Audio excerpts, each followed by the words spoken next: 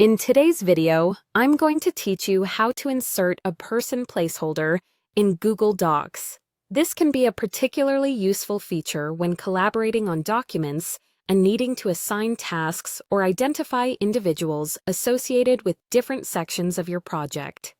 Let's walk through the process together, and you'll see just how easy it is to add this feature to your documents. To begin, you'll need to make sure you have a Google Doc open. It could be a new blank one or an existing document that you're working on. Once you're in your Google Doc, go ahead and locate the menu bar at the top of your screen. You'll see several options there, but for our purposes, we are interested in the Insert menu. Click on this option, and you'll notice a drop-down menu appears. As you look through the list of items in the drop-down, find the option labeled Smart Chips. If you're not familiar with Smart Chips, these are interactive elements that help you insert snippets of information efficiently. Hover over Smart Chips, and another menu will appear with different types of elements you can include. We are specifically looking for placeholder chips, so go ahead and click on that option. Now, with the Placeholder Chips menu visible, you have the choice of inserting different placeholders for your document. What we're focusing on is the Person option. Click on Person, and this will allow you to choose a placeholder specifically for an individual in your document. You might be wondering why this is useful.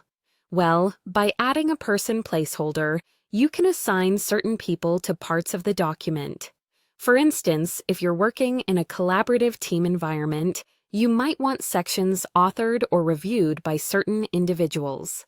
When you insert a person placeholder, it creates a space where you can later associate an email or name of the person responsible for that section.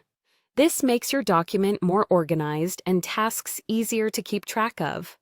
A helpful tip is to ensure that the Google Doc is shared with your team members to enhance the benefits of using person placeholders.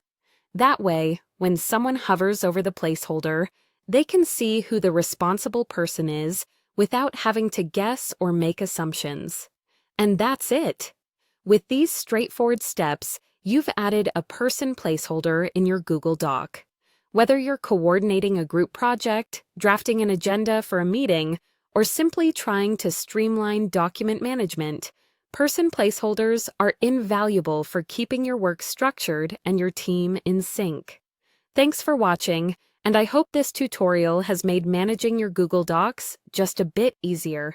Be sure to like and subscribe for more helpful tips.